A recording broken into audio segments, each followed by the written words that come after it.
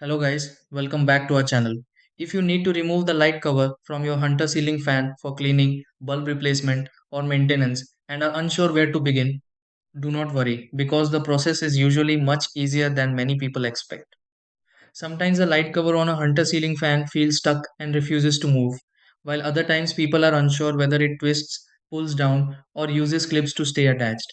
Since different hunter ceiling fan models may hold the light cover in slightly different ways, following a careful process can help avoid damage or confusion.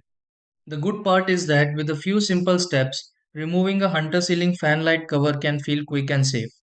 In this video, let's go through several easy steps to safely remove the light cover from a hunter ceiling fan. Try these.